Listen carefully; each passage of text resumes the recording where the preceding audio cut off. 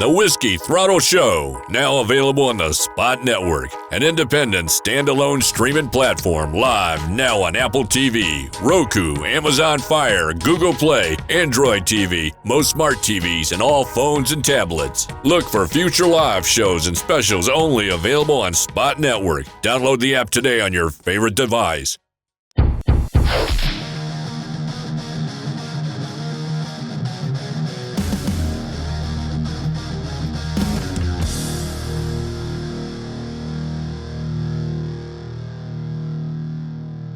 I believe that there's a 10-year window for racers, and it doesn't matter when you turn pro. You got 10 good years. And there's some guys like LaRocco, he's going to stretch that out. There's some guys that are a little shorter, but in general. So, like, whether you start at 16 or 18, does that really matter? You know, I think take your time, like you're saying. Yeah. You rush to it, you know. I think the best thing these guys can do is compete in your amateur shit until the summer and start at the Nationals. Start on a track that you're familiar with. Yeah. Get used to how it works, racing against these guys, the intensity, all that, and then take that next step with Supercross. Because, you know, we all know you jump into Supercross being the first thing you've ever done. There's no going back, and especially for Bud and I, you look at some of this. He's riding an 80. 2 months later, he rides his first Supercross. Yeah, he still rides Ponca, but then he's riding pro races. Right? I mean, you look at it, if you put that, if you had some kid that wanted to do that this year, you'd be like, no way. No way. This is not the path. Yeah. And then also with this maturing, what we know now, especially about, we were the early days of the 125 Supercross, the regional program, which started in 85, when really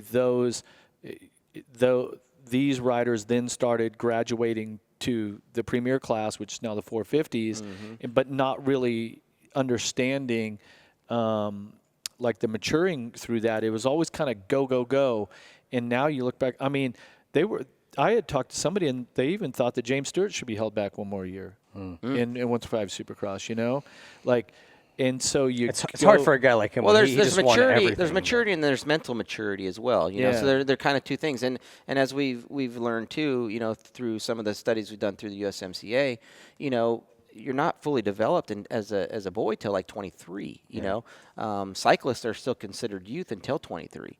So there's, you know, and some people mature quicker than the others, but are you mature physically, mentally? Like, where is it at to be able to put it together?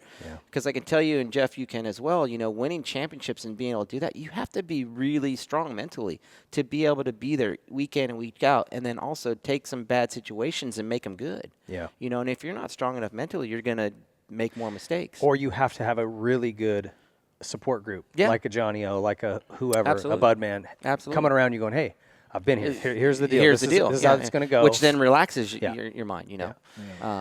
Do you, you know, there's a lot of people that will talk shit about riders who pull out of a series to protect that eligibility. I did it. I did it in 02 or 01, whatever, 1 year. I was going to point out, and I'm like, well, you know, and especially even then, there wasn't a lot of great 450 rides or 250 rides at the time that were worth a shit. I think now it's better. I mean, there's not as many seats as you think. I mean, there's certain opportunities, but not that many. And here's the deal. You're a professional, right? That's your job, to make money. So you got to make money because that's what you're trying to build a career on. And if that ends up being having to make another year in 250, so be it. In my opinion, that's my opinion. I always say who can be a critic of what career path you want to take? It's yours, not theirs. Well, and it's real easy when you're sand. at home sitting on a couch. Pound sand. So Davalos blew past you. You had the record for most 125/250 main events. No, I'm decent. I think I'm like 5th or 6th. Sellards is in front of me. Davalos, Nathan's actually right there because he came back. He came back. Yeah. You know, and I did the same thing later. You know, came back, but you know, it's one of those deals. You never know which that path can take you. And me having one more year back with staying with Mitch to go another way, where it could have taken. I mean, Gaddis won the championship that next year, and you know, on paper I was ahead of that. You know, so you know, and then where does it take you confidence-wise? Taking a championship into the 250 class, what spots opened it up? So it comes back to timing as well. You know, and at that time Lamson was the next guy right there chomping at the bit for he ended up getting the Honda ride, obviously. So, looking at some of those situations, yeah, can make a difference. I just think, like, for me, it was like, okay, my options are stay down and get paid $100,000 or $120,000, whatever it was, and potentially win this title. If I win the title, then I've got the cards in my hand. Yeah. I can say, all right, I want a 2-year deal. I'll defend the number 1 plate or whatever you want, and then I want a shot on a factory 250. Yeah. Because to me, you were a full-blown privateer, and same with your era. It would have been the same thing. I mean, it's like there's the dealership. They'd probably give you 20% off or something. I mean, that's and you expect to go compete with factory guys like equipment alone. You're not even in the same realm. No, not even So close. I was always like, okay, I got to win this 125 title before I can move up. Yeah. And it. Well, it's the craziest Close stat. but no cigar. The 125 Supercross / light / 250 Supercross stats is really crazy. I think it was about 2013, 2014. We did a CBS Supercross preview show, and at the time the stats were there had been, let's say, 77 riders that had won a main event. Mm-hmm. Of that 77, 30-some had won a title, and of those, there was a good group of guys like McGrath, Swink, Fonseca, Pichon, guys that had won double titles, 2 titles, right?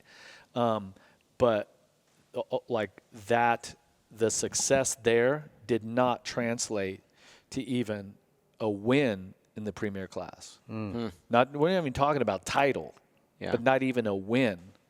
Wow. I mean, there was the amount of riders that had gone through, not just winners, but champions that failed to even win a single main event. And then you had a guy like Nathan who won one.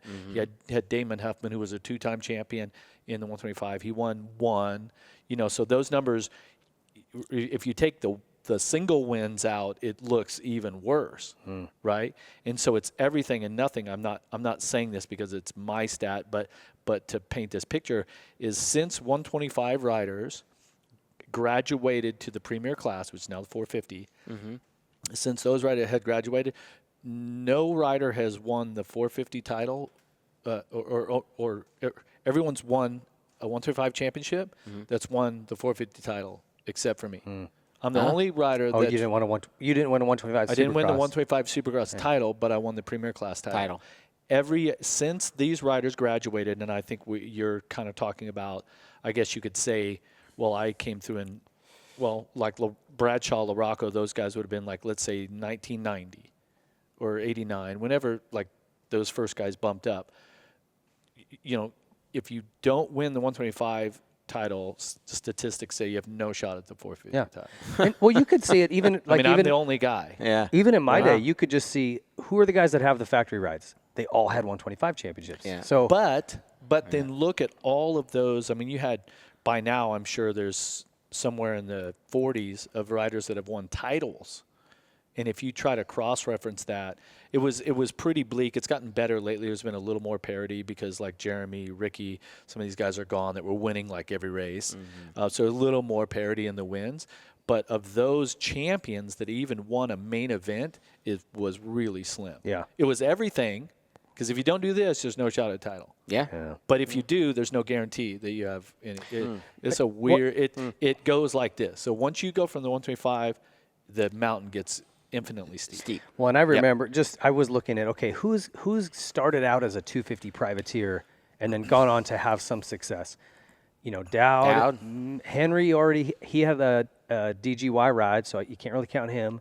Nick Way, when he pointed out, he put that MDK Honda thing together, remember? And he went on to be put together. But it's very – you could probably chop off a few fingers and still count them on one hand. Very true. Yeah, Nick did great, Yeah, Nick was totally against all odds. Yeah. He did really well. But anyway, I was just curious if you regretted I do. that. Yeah. Absolutely. If hindsight and could rewind it, I would have not pointed out and taken a different path. Keep your options open. Thanks for watching the Whiskey Throttle Show. Don't forget to like and subscribe and click the bell to get alerts for all the latest content. Follow us on Twitter at W_Throttle_Show and on TikTok, Facebook, and Instagram at Whiskey Throttle Show.